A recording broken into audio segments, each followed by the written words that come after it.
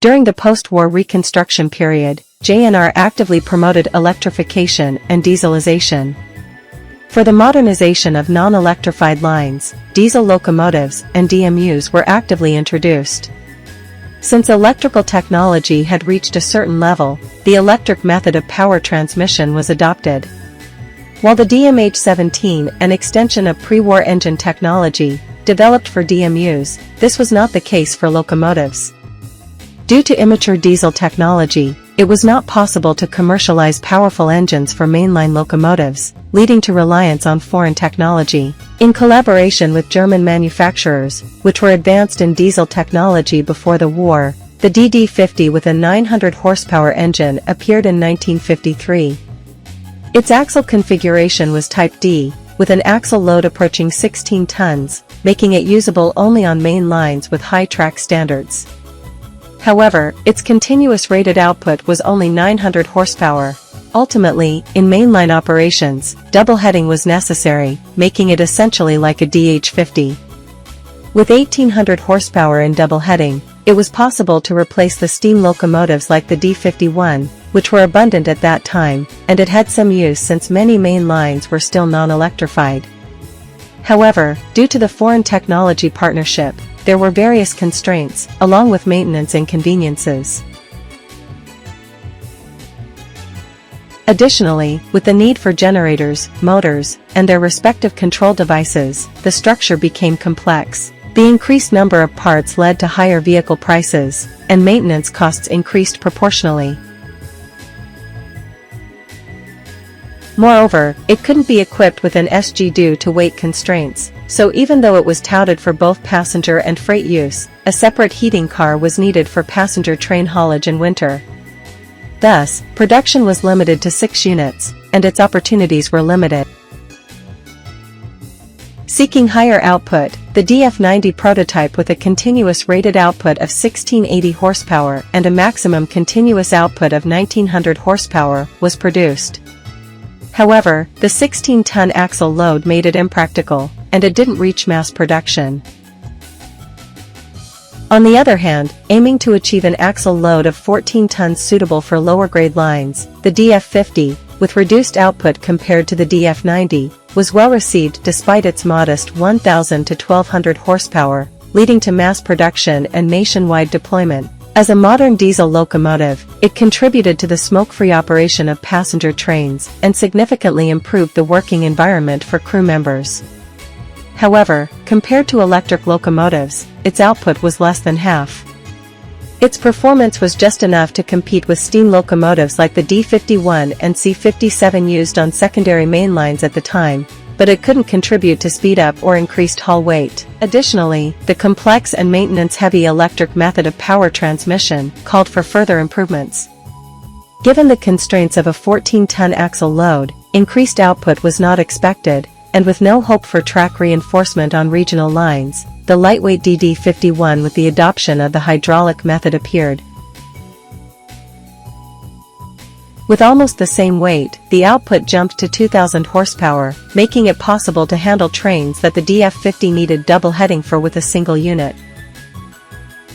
Despite having 2 engines, the hydraulic method, simpler in structure than the electric method of power transmission, was welcomed from a maintenance perspective. Additionally, with domestically produced engines, there was increased freedom not only in maintenance but also in improvements, leading to higher output. With the introduction of the DD51, steam locomotives were rapidly phased out from main lines, spreading so widely that they became the bane of enthusiasts at the time. Aiming to reduce maintenance costs, the DE10, which was specialized for shunting and branch line operations with a single engine, was also created, leading to the disappearance of steam locomotives from local routes. Locomotives derived from the DD51 approached 1,500 units, and the hydraulic convex-type locomotives became a symbol of Japan's diesel locomotives. Further attempts were made to domestically produce a 2,000 horsepower engine in the DD51 class, and simultaneously, a hydraulic transmission to match. The DE50, combining these elements, debuted in 1970, marking the golden age of hydraulic locomotives. Meanwhile, the electric method saw no new developments during this period and was not regarded as a matured technology. However, around this time, JNR's financial situation rapidly deteriorated, with repeated fare increases and strikes leading to declining service and passenger exodus. Freight transport also shifted rapidly to trucking, particularly severely affecting local lines, leading to an era where the demand for diesel locomotives dwindled.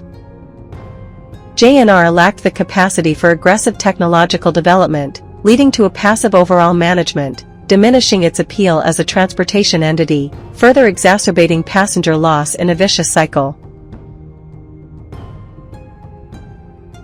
As JNR was seen as incapable of self-reformation as an organization, it was divided and privatized in 1987. Companies facing bankruptcy without the Shinkansen pursued desperate structural improvements. Despite criticism for shedding unprofitable sectors, the notion that speed was essential for railways returned to the forefront.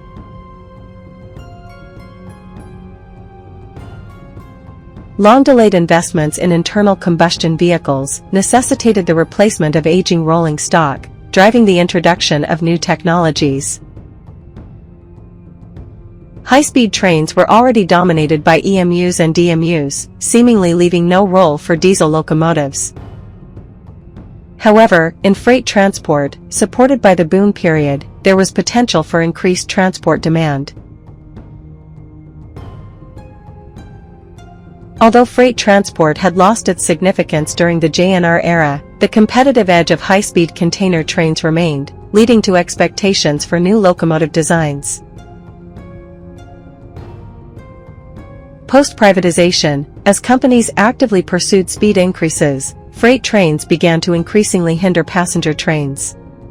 Particularly in Hokkaido, where most lines were non-electrified, the demand for long freight train formations persisted. Hauling these with the DD51 resulted in barely achieving 90 km per hour with 1,000-ton container trains. With a 10 per mile gradient, speeds would plummet below 30 km per hour, an embarrassing situation.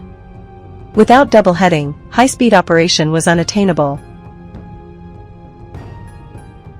This led to the development of a locomotive matching the performance of double-headed DD51s in a single unit. Moreover, a higher maximum speed than the DD51 was required to avoid hindering 130 km per hour high-speed DMUs. By this time, the environment surrounding diesel locomotives had changed from the JNR era, and there were no longer demands for versatile locomotives capable of multiple uses. Locomotives were designed as dedicated machines for specific purposes. A typical example of this was the approach to axle load. The scheduled line section was between Hakodate and Sapporo, the key section on the Hokkaido side for Honshu Hokkaido transportation. Since the tracks were robust enough for large steam locomotives during the JNR era, the axle load restriction of 14 tons, which persisted through the DD51 era, was lifted. With an F configuration, there was a 12-ton margin over the DD51, reviving the possibility of electric methods. In the case of the hydraulic method, the weak points of the hydraulic system in DMUs were significantly mitigated by the multi-speed direct coupling stages, but there was no substantial progress for locomotives that couldn't have a direct coupling mechanism. On the other hand, in the electric method, advancements in semiconductor technology brought revolutionary changes in both efficiency and AC motor drive. The ability to use induction motors in the world of electric vehicles was groundbreaking. In the 1950s, engineers dreamed of running vehicles with induction motors, even using hydraulic transmissions, because of their attractiveness.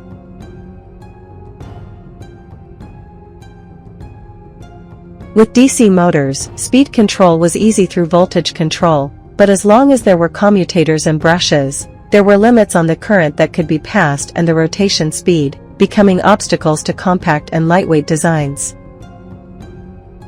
Additionally, as they were wearing parts, regular maintenance and replacement were necessary, increasing operating costs. Conversely, the rotation speed of induction motors depended on the power supply frequency, not voltage or current, and changing this frequency was a challenging task at the time. Semiconductor technology, however, enabled control of both the frequency and voltage of AC power freely. Devices using power transistors for this purpose had existed before, but were limited in capacity. The transistors prevalent at the time were essentially electronically controlled variable resistors, with some residual electrical resistance even when on, causing significant heat generation when handling large currents, leading to overheating and damage. The application of semiconductors to large power control was impeded until a semiconductor that could switch large power on and off like a switch was born. This was the thyristor, which rapidly developed due to its expected demand across various industries, becoming affordable and reaching a usable level in railways. Thyristors could be turned on with much weaker signals than transistors, and had smaller electrical resistance when on, resulting in less loss and more efficient control circuits.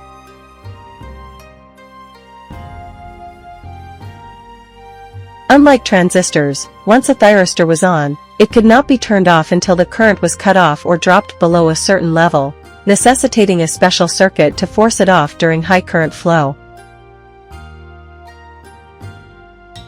This property, convenient for AC control, but cumbersome for DC, was later solved by the emergence of the GTO thyristor. This allowed the creation of large power inverters more easily and contributed to the miniaturization of devices.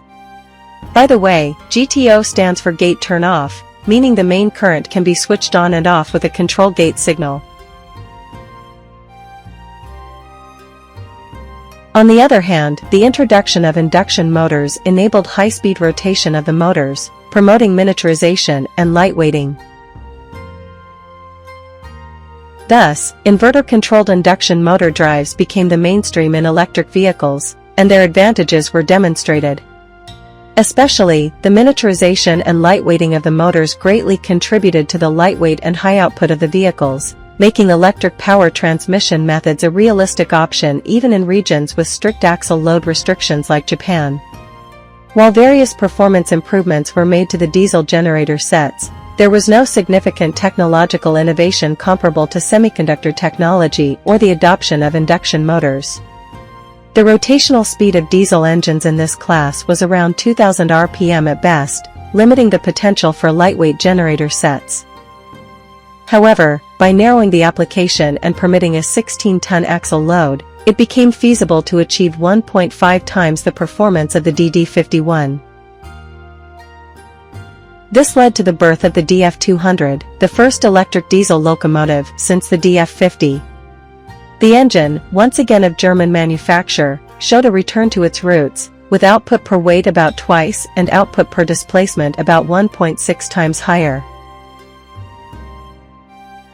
The rotational speed was nearly twice as high, indicating its high performance, though somewhat underwhelming given the nearly half-century gap.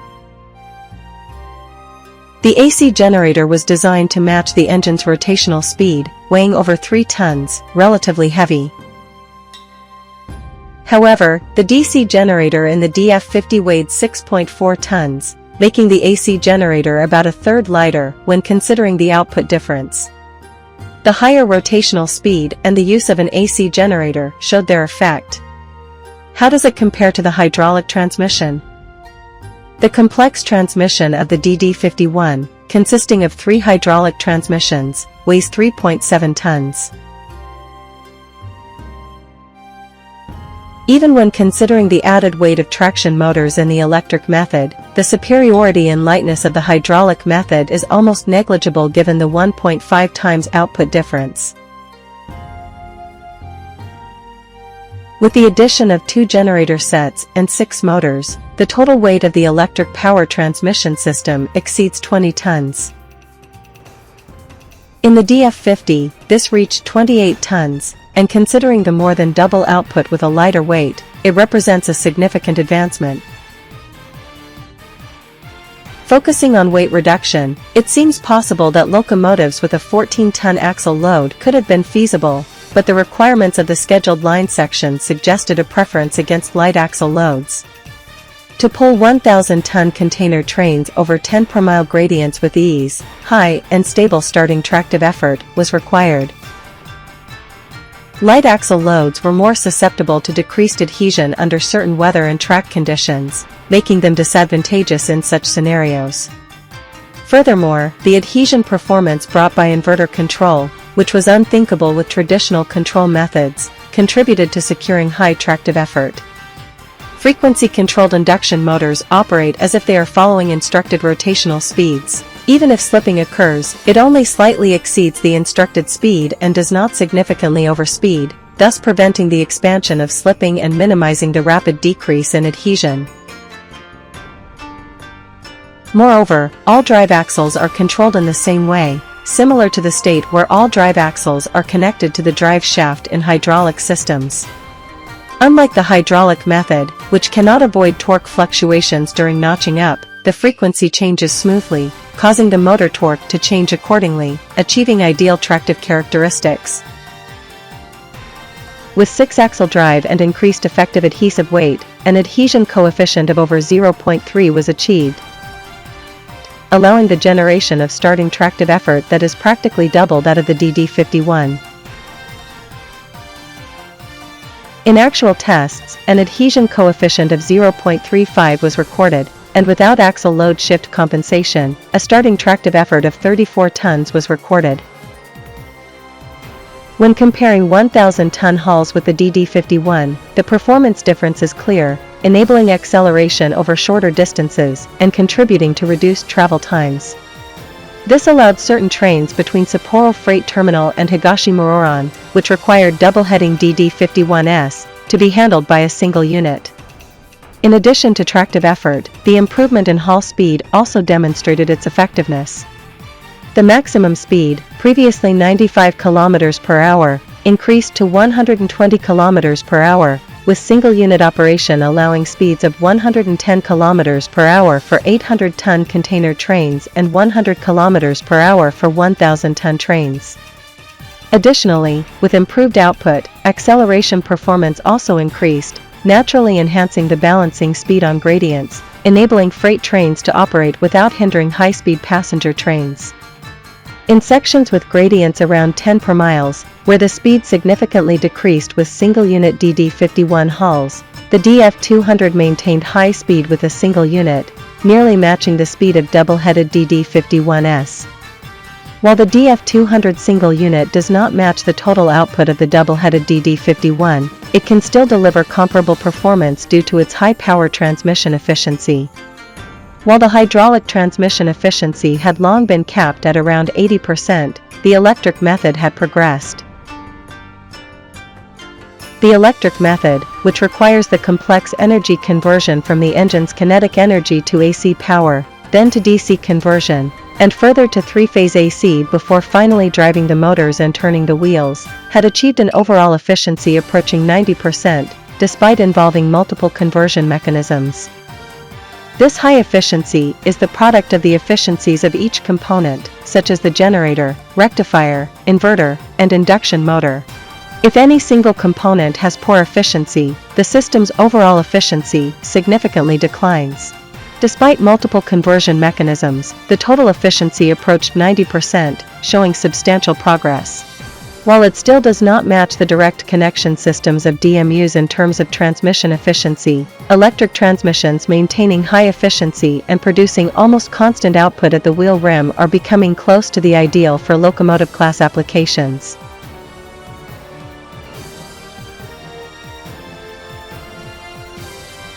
On flat lines with fewer speed restrictions, a single DD51 hauling 1,000 tons would achieve around 80 km per hour, whereas double heading would reach the maximum speed, although capped at the vehicle's upper limit of 95 km per hour. In contrast, the DF200 could exceed 100 km per hour.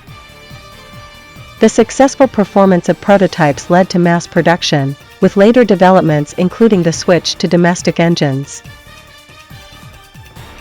Thus, JR Hokkaido, with its limited financial base and lacking Shinkansen lines, tackled the critical issue of high-speed passenger train operations, enabling the coexistence of long and heavy freight trains on lines frequented by high-speed DMUs. With major main lines and limited funds, non-electrified main lines remain in JR Hokkaido, where the DF200 will continue to be used long-term. However, with no demand for freight transport on non-electrified lines in other regions, the liveliness once seen with the widespread dominance of the DD51 did not materialize. With the DD51 retiring, it may still be necessary to secure light axle-load diesel locomotives with sufficient output for disaster-induced detours on lower-grade lines. But the privatized organization lacks the capacity to respond to this need. The era when rail freight transport played a vital role in the lives of citizens, even in rural areas, has passed. Electric power transmission systems are being applied in various fields. Particularly in the aviation sector, they challenge gas turbines directly, requiring lightweight and high-output capabilities on a different level compared to other applications. This progress holds the potential to contribute significantly to the enhancement of electric power transmission systems in railways.